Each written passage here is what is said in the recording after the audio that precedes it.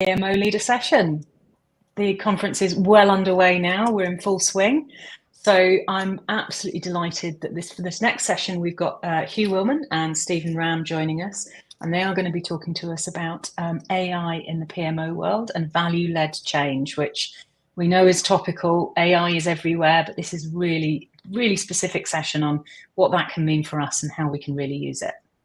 So during the session, you've got the chat option on the right. You can pop in your chat, let us know you're there, let us know where you're joining us from, because we've got people all over the world in our sessions today so far. I think Mauritius is the one place I was most jealous of in the last session. So need any, PMO exchanges, let me know.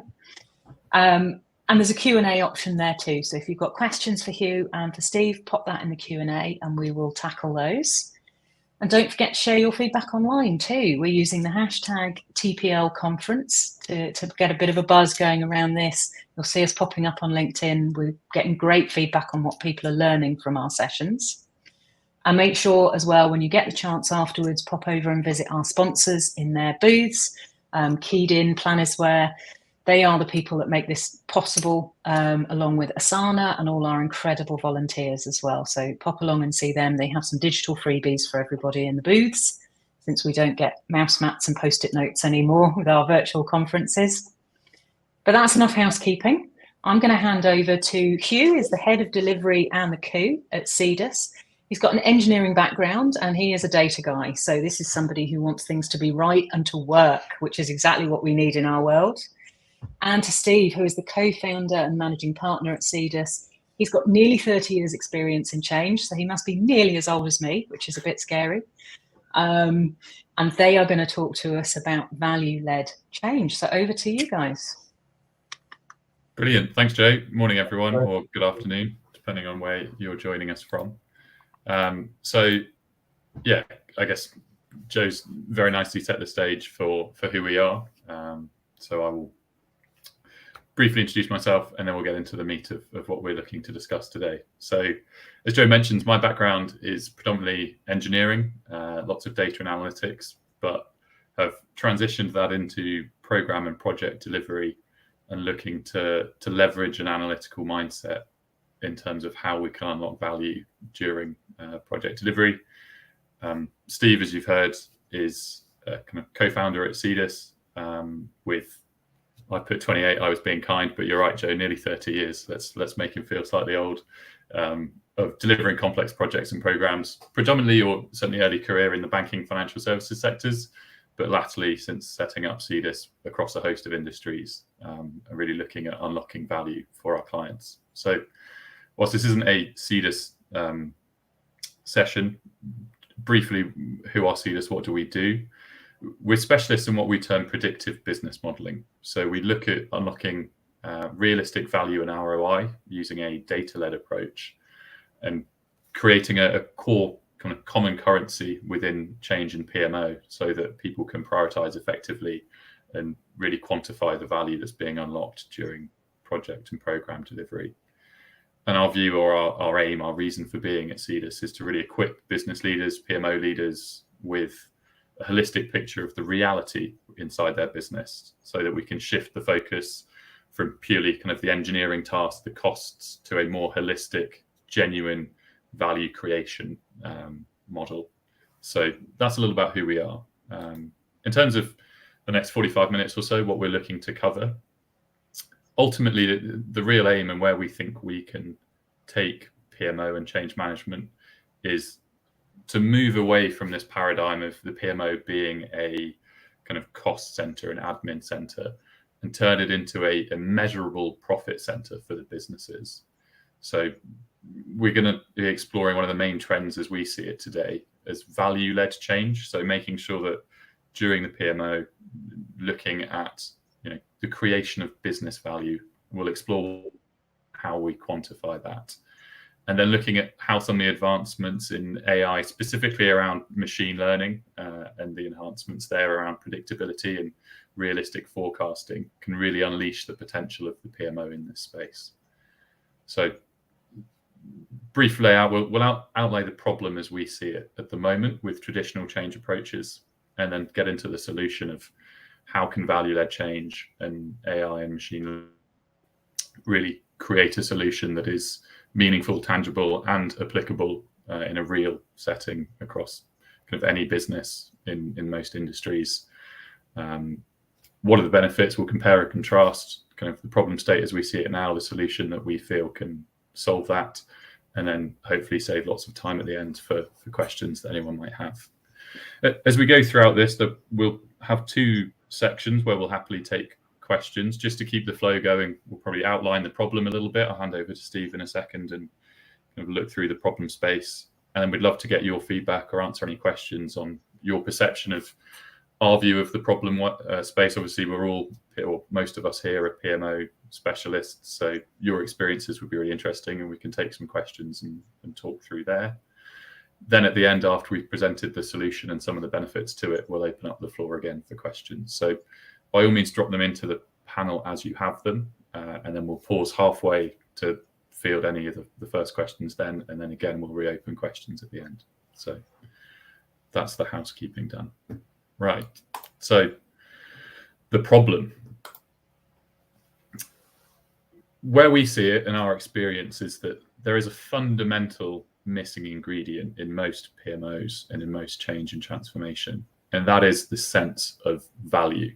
And for decades, lots of business leaders and change leaders have been focused on trying to address this missing ingredient and looking at value and how do we unlock value and demonstrate the value that we are bringing during project management.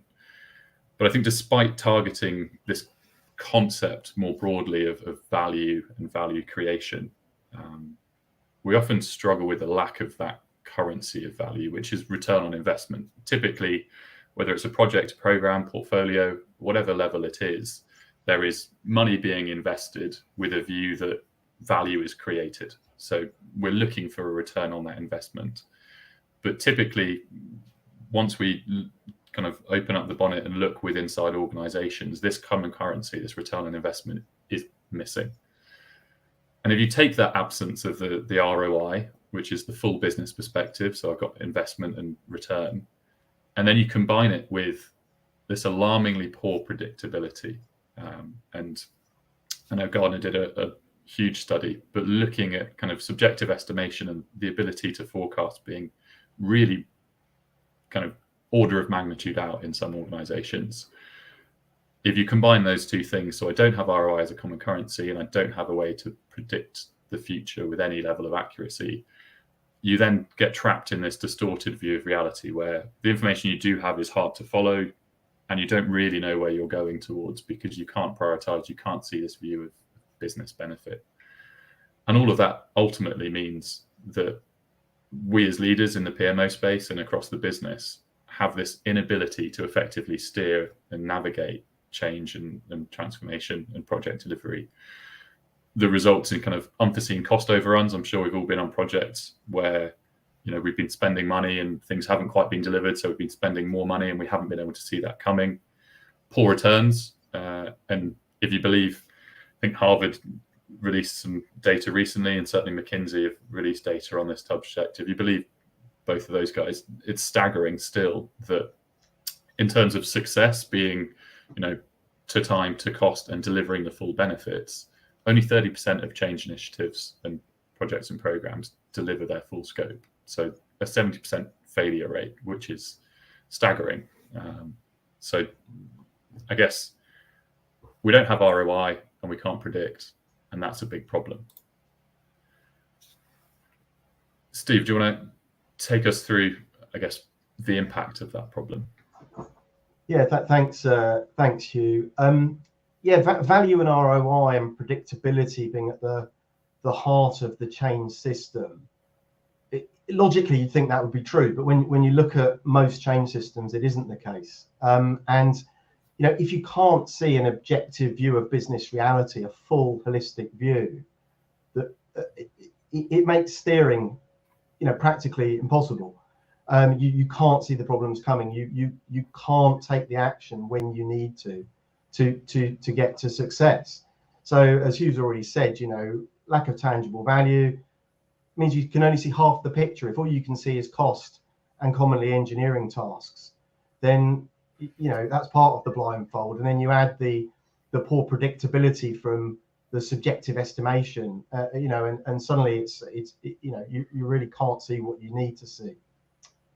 The impact of this is high. Hugh's already touched on the 70% failure rate, but how that really manifests itself in most organizations is, the constant cost overruns.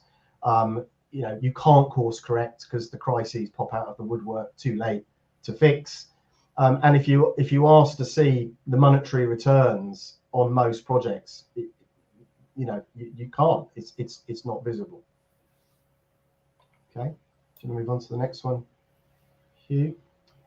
And strategic divergence. So I'll explain the graph as well. So this is really our view as to what's going on at the heart of this challenge. So what you've got on the left-hand axis is strategic progress. On the bottom is time. And the green line is right from now to the strategic benefits, the key results. If we were going to hit the goals that we need to hit, that would be the trajectory we'd be following. Okay, and what you need to be able to see is, well, are we on that trajectory?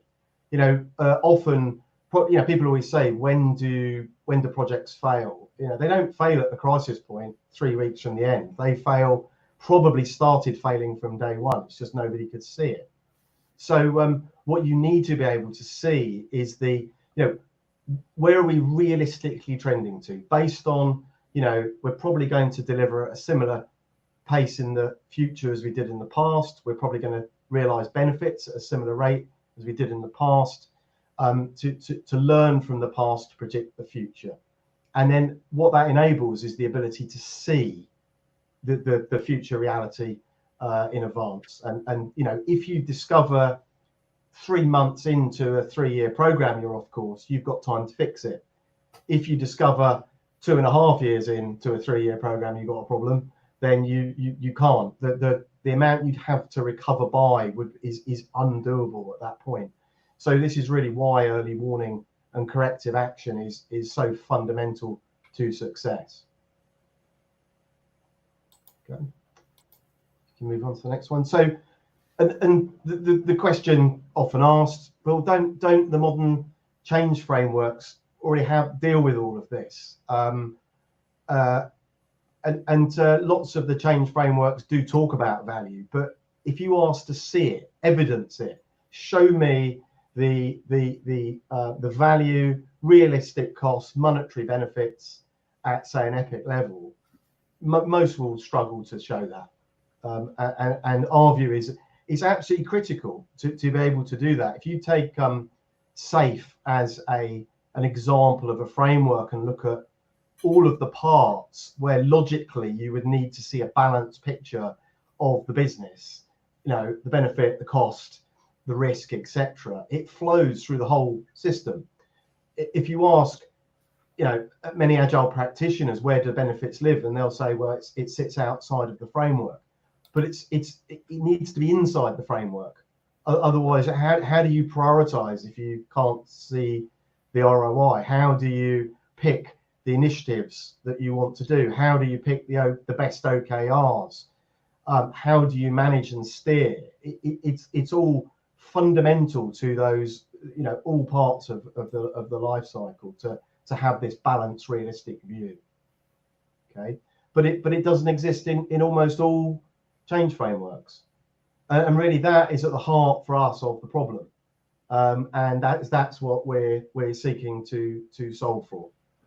And our view is that if we can solve for this problem, it creates a fundamental change in how change can be executed. And as you said at the beginning, it has the ability to change management for something widely perceived as a cost center into probably the most powerful profit center in the business. At the end of the day, competitive advantage is built on getting from A to B. So the ability to execute change is fundamental to any business's success.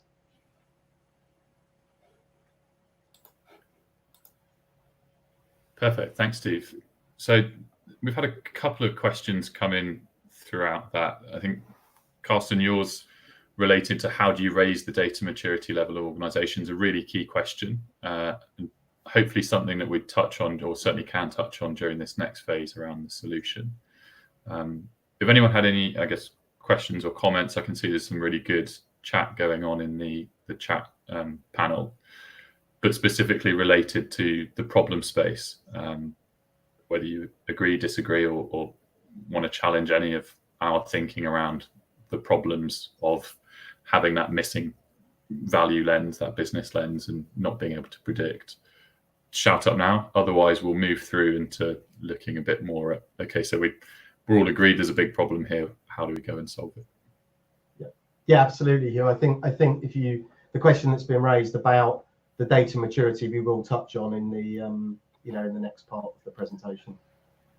Perfect. Okay, I'll keep us moving then. As I say, do drop any questions in as you think of them, and we'll now cover them at the end of this next session. So, as I say, we've outlined, Steve has really articulated the problem and the impact of this problem on businesses, where if you're lacking the ability to manage projects and programs through a business value lens, you end up with cost overruns, not reaching your target, that strategic divergence, but moving away from what you think is happening to what's really happening. So if value-led change is the solution, and we believe it is, what are the ingredients of delivering that solution? So the one in the middle, and probably arguably the most important, is creating a common currency of value and that sense of ROI, so that business benefit, monetary benefit, across all of your different initiatives. So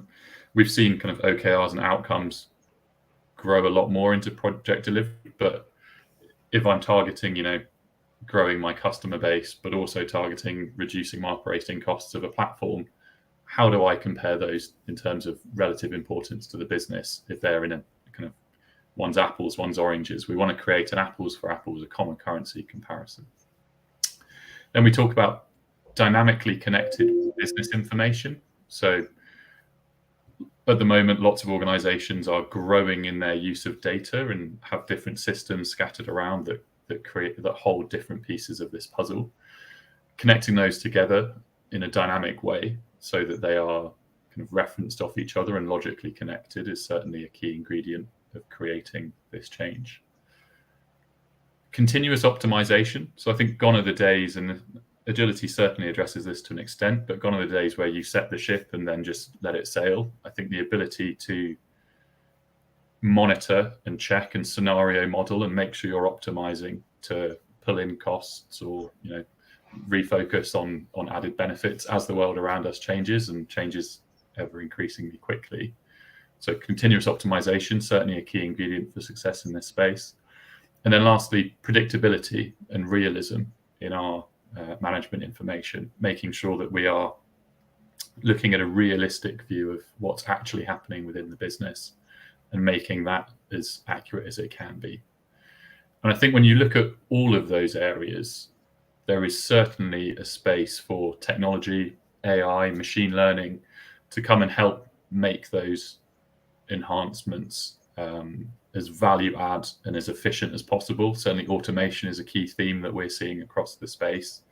I know AI is a kind of how much of it's hype, how much of it's buzz, and how much of it's real. And I think we're focusing in specifically today around the machine learning capabilities, the ability to add that enhanced predictability so that once you connect your data at a summary level and start applying AI and machine learning algorithms to enhance its accuracy, then you can predict with a good level of or a high level of accuracy. So we'll touch on this, and Steve will start outlining how each of those elements can help affect the benefit view of the world, and also how AI can help make sure that they're as accurate as possible. So having outlined those four ingredients, we'll kind of now take you through what do we mean by each of them and how do we unlock them. So the first one being that common currency. Steve, do you want to talk us through it? Yeah, absolutely. Thanks, Hugh.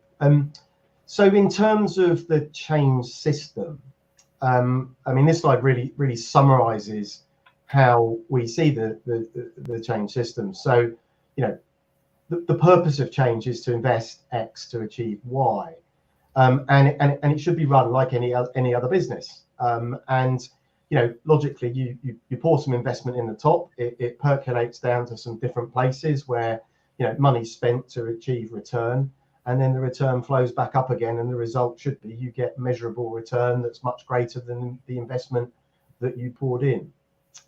And in terms of the sort of the system, there's really two parts to it. One is business led, so that's doing the right things, picking the right things to build and deliver. And the second piece is then doing those things right, building those things well. And commonly what we see in the world is there's an awful lot done on the engineering, building the things well piece of the world, but there's much less maturity in how things are chosen. It tends to be, kind of gut feel or who shouts the loudest. And really what we're trying to get to is that we're making business decisions based on good data. And as Hugh says, the term AI is a big broad term, and we're not talking here about hoovering up, the mountains and mountains of data. We're talking about some quite specific areas of machine learning in the system that helps us get to this realistic business lens that the business can use to choose the best path. Okay, so really we're talking about converting the OKRs, the key results, into pounds and pence. You've got the roadmaps. Each of the slices of work should have its own return on investment profile at an epic level. That then flows down to the delivery teams. Because they understand the business frame of the thing they're building. So when is the engineering solution too much? Because we're going to spend more building it than the benefit we're going to make as a result of it. If you know that in at least a reasonable level, you have an envelope to work within. And the system flows up and down, and each of the be it a product, a portfolio, or a team, it's all part of this connected sort of ROI creation system. Okay. So to do that system at each of those levels, what we're trying to do is to see clearly. We're trying to have rather than the world which going around asking people what to put on the status report, and then all of the subjective kind of politics and things that creeps in with that. What we're trying to get to really is something that's realistic, something that we've all been in the world where everybody knows things aren't going very well in a certain space, but it's hard to get that to raise that and get action taken. But data can help, information can help. If you can see the reality of where things are headed, it helps to push to get the right action taken. So if in our view, what you need is like a dashboard. Imagine a project has its own outcomes, set of roadmaps to achieve the outcomes. It then has some resources, some capabilities to execute the roadmaps, and the delivery of the roadmaps. What you need is a holistic picture across all of that is realistic. So, for example, when we're talking about outcomes, the types of information we want to be able to see is, well, where is the ROI forecast trending to in the long term for this particular project? What are the monetary benefits that are forecasted? What are the realistic costs? Not the hopeful costs, the realistic costs we're going to spend to get there. In milestones, not aspirational milestones, the realistic milestones of where we're going to land. See scope growth and be able to manage it. Realistic dependencies, not the hoped for dependency points that don't come true, and then communication breakdowns and expectations misaligned. Value streams that actually have value flowing through them, rather than being a kind of engineering pipe to create good solutions. be able to actually see how aligned the organization is to the strategic goals of the, you know, the top level. You know, is everybody, you know, kind of like rolling up their sleeves, getting stuck into where the business wants to go, or have pet projects crept in here and there? Then you go down into delivery land, and actually one of the things people often do have now are engineering flow metrics. So, you know, a view of, you know, engineering cycle time and flow load and flow velocity, etc. And actually, you want to know the cycle time, say, of a piece of engineering being created, but you also want to understand the cycle time of how long does it take to create a piece of value from when you identified you wanted to unlock it to it actually being, you know, the value is actually unearthed and real. So a lot of the flow metrics can be focused just as much on the sort of value lens as the engineering lens. And then in terms of capabilities, you know, seeing those supply and demand of key resources, seeing those problems coming. So either you hire to address them or you smooth out the curve, the demand curve. And so I think probably our summary is that most organizations today can only see a fraction of the picture that they need to be able to see to manage effectively.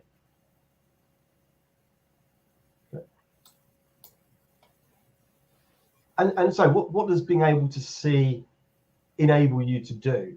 Because it's great that loads of organizations have lots of graphs and charts, but a lot of them don't actually really get used for very much. They sort of sit on the side in governance meetings, and people still, you know, work fairly instinctively in terms of how to steer. And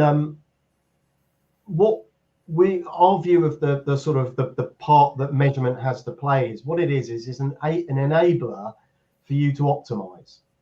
So, you know, I'm sure everybody on the call knows the levers of change that we can pull. You know, we can change the scope, we can change the time, etc., etc. But what we're trying to do is to say, well, you know, we want to look at increasing the benefits and reducing the costs. Those two things done in parallel can make a very big difference very quickly. So, you know, if you put a monetary view on outcomes, sometimes you realize that some of the outcomes you've chosen aren't actually hugely valuable. So what you're trying to do is to make sure that your outcomes or your OKRs and key results are valuable things, you know, commercially. In terms of the roadmaps, we're trying to pick high value scope and minimize low value scope, stop scope creep, and prioritize our backlogs, our roadmaps to maximize the value creation for the business. You know, assigning the resources that we have, the scarce resources, to the most valuable areas that we can, and essentially reward teams at a team level for, you know, kind of like thinking from a business perspective, not an engineering perspective only, and seeking to unearth the most benefit or strategic value for the business. And really, when you add all those pieces together, the graph on the right is a return on investment curve. And really, like typically we'll go into an organization and you know, get a view of where reality is. And reality usually isn't where people want it to be in the longer term. But then it's, well, how can we optimize? How can we pull it back? And then how do we constantly optimize ongoing? So it's it's always using this rich information that we've got to pick the best path at that point in time. And usually we see that you can make a significant difference once you can see the picture to put it back to a space which you know is what people need. Okay. Perfect. Thanks, Steve. So I guess where we've spoken to now has been quite theoretical. I mean, we've been outlining this theoretical problem of a lack of tangible value, and in theory, what do you need to do to fix it? So you need to make sure you've got a level of predictability. You've got to make sure that you're mapping your data dynamically together. You've got to build out from your outcomes to a more consolidated view of benefit and monetary benefit. So all sounds great, Steve and Hugh, but you know, it all sounds very theoretical. Actually, what we're saying is it isn't. I think there's a practical solution that can solve this. So what is that practical solution? And we would call it a connected business model, or a predictive business model. But ultimately, you're looking to connect at a summary level the key facets of the change programs. So your outcomes and your benefits once you've defined them, the roadmaps and the epics or the initiatives that are creating or building out those roadmaps, the capability and the cost of those capabilities. So we're all aware of the resources we have available to us. And we can also add in the risks and the delivery, the rate of delivery. So tagging into engineering teams who are mapping through how much of the work are they delivering. You can build out this view of, well, why are we doing what we're doing? Where are we going with how much we're delivering? What risk are we carrying in the system? Who's available? So you have this connected model that you can then pull a lever and see the impact of pulling that lever in terms of the other facets of the business. So if I add scope to Steve's point on the last, how do I unlock that, optimize for that increased benefit and reducing costs? So absolutely, there's a utopian view here, which is if all of the data is perfect, this is very easy. Naturally, that's not always the case. There is often varying levels of data maturity within the system and different areas where we can kind of pull that out and help clients to look at, but help businesses. I think businesses can do a lot more to structure their thinking around data. And I know, Steve, you've got lots of views around how businesses can do this in a way that, can be quite incremental, can absorb current states or make some small changes to get better at this. I don't know whether you want to comment on some of the... Thank you. So, we had a question earlier about data maturity, which I think is always the question you get with this. Well, yeah, we haven't got the data to be able to do this.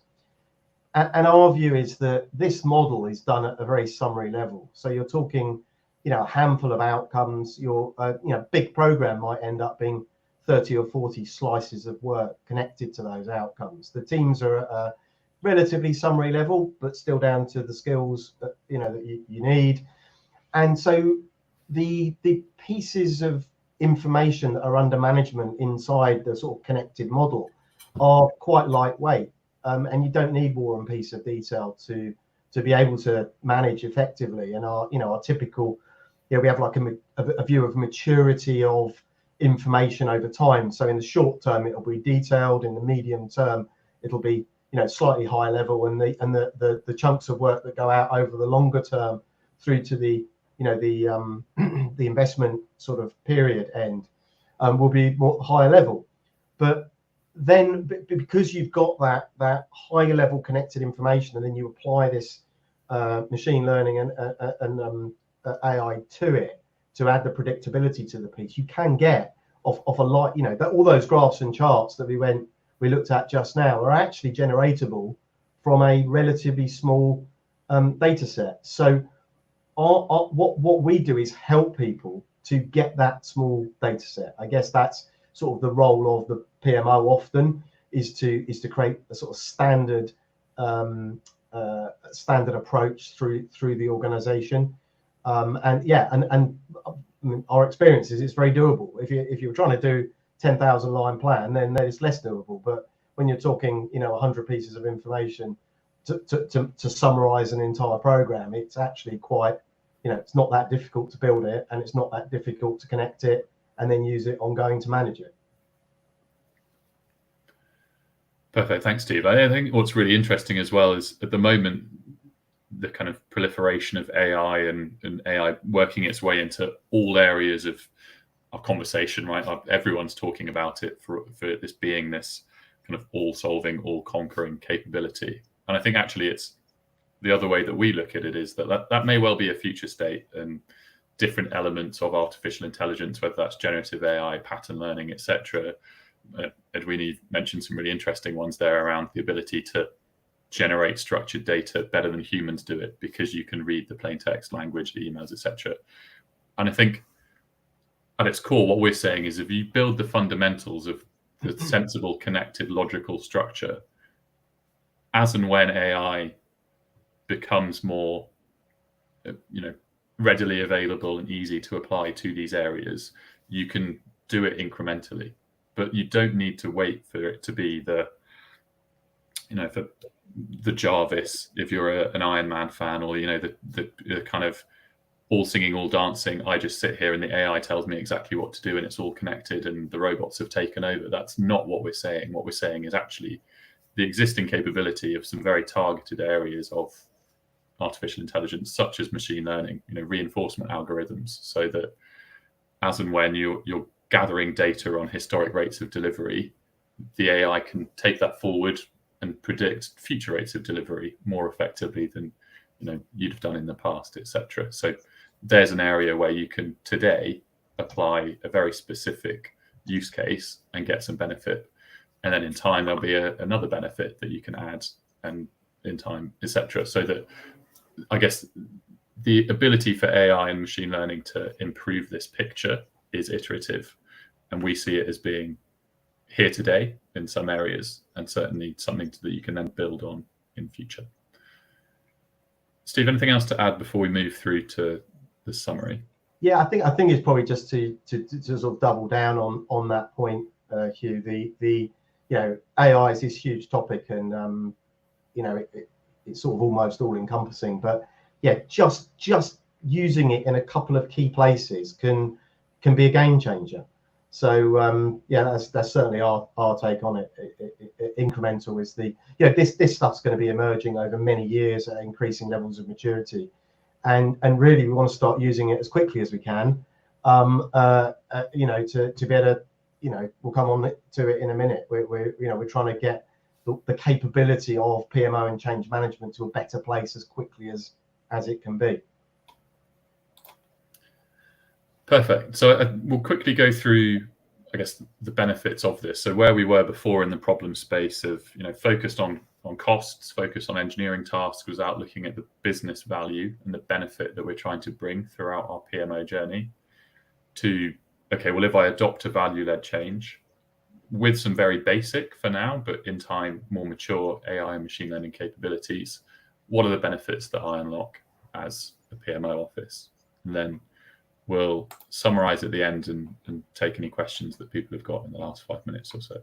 So I guess the summary view of before and after. So assuming that we adopt a data-led, business-centric approach, how do we get from the traditional change world that doesn't work, that fails 70% of the time, that fails to showcase the benefit that we're creating, focuses instead on the costs that we're incurring, to a data-led, predictable, forecasted view through the strategic timeline of the value that's being created. So before, there was no business focus. We were focused on the tasks. We were just doing the work that we thought needed to get done.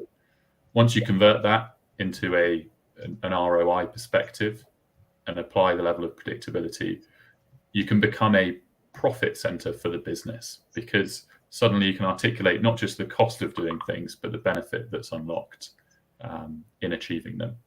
In terms of future reality, where before we were relying on subjective estimates or suggestive information of, I think this will take this long, or I'm not really sure, or yeah, let's just draw the line this long and hope that's right. If you adopt a data-driven approach to tracking and historic rates and looking at different ways to predict, extrapolate that data forwards, you can become more objective, realistic, and an order of magnitude better in terms of the predictability. Whereas steering before, because you're lacking the whole picture, has to be, because you don't have anything else, quite instinctive, quite gut feel, very reactive. You have to wait until things go wrong and then fix them. In this approach where you are data-led and proactive, you then get that early warning, that strategic divergence graph that Steve showed at the start. Much more early, you identify the problems and can do something about them while it's still, within our envelope to do that in a cost-effective way. Before, there's no real strategic alignment, because if you're lacking the business benefits, you can't really align people around a true why as to why we're looking to do the things we're doing. So in this new world, you get much better strategic alignment. In terms of the stakeholder experience, whereas before, the PMO is often managing the message, you're presenting crises and late breaking issues because you don't see them coming. Suddenly you can engage your stakeholders with the benefits of why we're doing the work we're doing, what the business is expecting to get out of them. There's much more transparency because of that objectivity and the data helping, and therefore you're much more in control. And lastly, I think agility, as we say, I mentioned it before, you can set the ship and set sail and hope it's right. It's very hard to change direction, whereas when you have a full view and you are in a connected space, assess the impact of various decisions, it's much easier to run those scenarios, pick the best course, and steer effectively. So that was it from me. I'll let Steve finish with a few final words, and then we'll hand it over to you guys for any questions you've got. Cool, thanks, Hugh. Look, I think there's two things I'd like to finish on. One is, I mean, this might sound quite futuristic, but it really isn't. It's actually remarkably simple. And in terms of the scale of the capability needed to manage it, I suppose it's sort of an alternative in some ways to some of the traditional approaches of change management and PMO. And our experience is actually it's simpler than the traditional approaches. It's keeping a relatively simple amount of data under management, so simpler and cheaper solution is one angle on it. But the most important angle is that it fundamentally changes the role that people are doing to something that's much more interesting. Rather than, we've all done, these sorts of things where there is a lot of data churn and management and, rushing around and the rest of it. And it changes it to, much more thoughtful, like let me scenario model what solutions I can take to the business. It's looking at where the waste and delay is, seeing where the early problems are, and being preventative in decision making and making sure they don't happen. And our experience is that is a much more interesting role and a much more beneficial role for the business than probably some of the traditional approaches that exist today. Perfect. Thank you all. Hope you found that interesting. I know there's a lot of chat going into the chat column rather than necessarily questions and answers. If people do have any questions or want to add their own thoughts to this, please do drop them in the Q&A and we can run through them for a couple of minutes now. Thank you very much, both. I think it's absolutely fascinating. And what I love is this brings it to life for us as PMO and change people as to what this can really mean, because it's adding value to the things we already do. We've all done status reports. We've all read status reports and known that it bears no relation to what's going on whatsoever. And we've seen some of the conversation in the chat as well about how a lot of it is because the people compiling and producing those reports don't have a stake in it or don't get a lot back from them. And the people reading them too, often, we've got executives that need to make really difficult decisions, but they're having to really do it on instinct and what we sort of know and experience. And this is bringing to life the power of AI, I think, in making us superhuman, not replacing us almost. And also points for getting an Iron Man reference in there too. I mean, now that was quality. Well done, Hugh. Didn't know my audience, but I'm glad it landed with you, Jo. Well, I liked it. We have had a couple of questions. One around data maturity, which we know, and I know, this is something I've talked about before. Garbage in, garbage out. How do we counteract that? Yeah, I think let me take this one, Hugh. So I think, look, we've all seen the JIRAs with thousands and thousands of tasks and whatnot in there. Our approach is to make the summary level, the top level, probably more the epic level, clean and well structured. So we're not trying to boil the ocean. We're trying to get the key pieces of information clean and clear. And there's definitely some help people need in doing that often. But the truth is, if you don't have those summary pieces of information clear, you can't, whatever approach you take won't work. So that's our approach, is to focus on the summary level, get it right, which is very doable, rather than trying to fix everything. And do you find once you do that, there is more of an incentive and a motivation to clean up that data anyway, because what's coming through, it highlights the challenges that you've got there, but also when you can see the value of having good data because it's informing decisions, you've then got more of a stake in going back and making sure that that data is telling a true picture. Yeah, absolutely. I think there's two things there. One is that the data has to be good, otherwise people won't trust it. But once you've got good information coming through and everyone's actually using it, a lot of the time, the perception of people filling in things like status reports is it's make work, and it doesn't really tell them anything, and therefore, it's a tax on their time. So to make it not a tax on the time, you've got to make it realistic and business focused, and then it's value add. Then it's there. It's like bring me the next sort of, give me 3 scenarios on this, and this, and let me have a look at them. And it's a complete game changer in the role of information in leadership decision making. 100%, and it's two-way, isn't it? The person creating the report and the person receiving the report both need to get something from it. And if you don't, if writing that report doesn't get you something, either support where you've got an issue or highlighting that, even if it's just air cover, where you can point back at it and go, you accepted this risk, I raised it. And then the person getting that report who can make those sorts of decisions, it has to work for both of them. And suddenly then everyone's very, very engaged, and it's not that tax, like you say. Okay, we've got a great question here. You're going to have to answer this one. I'm glad I don't have to. Has AI made a bigger mistake than a human? Thank you, Hubert.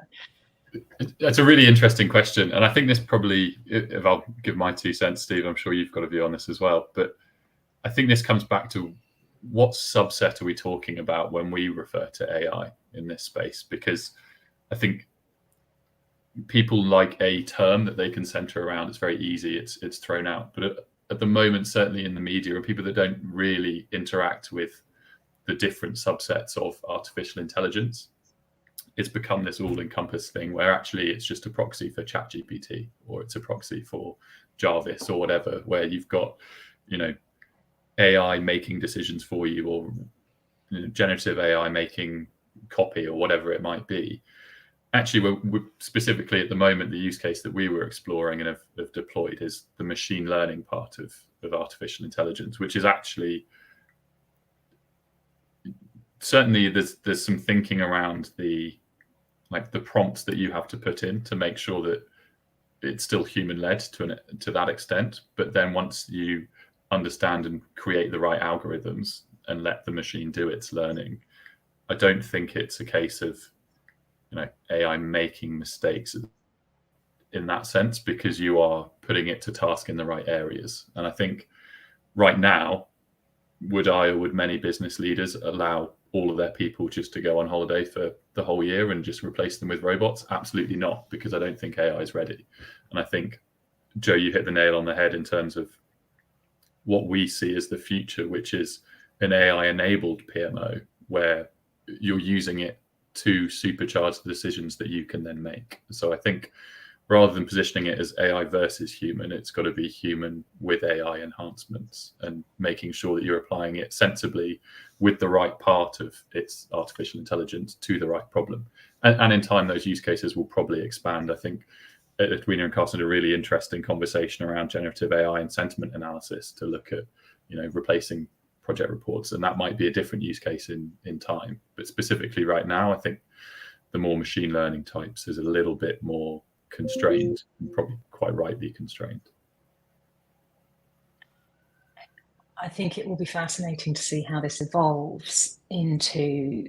There's always a period, isn't there, when we have new technology and new solutions and new opportunities where we use them to make better what we already have, and then ultimately then we realize that we don't need some of those things, and they're completely replaced by things we haven't even thought of yet. And I can't wait to see that next evolution. I think it's going to be fantastic. Right, we are going to rapidly run out of time though, unfortunately. Where can people find you?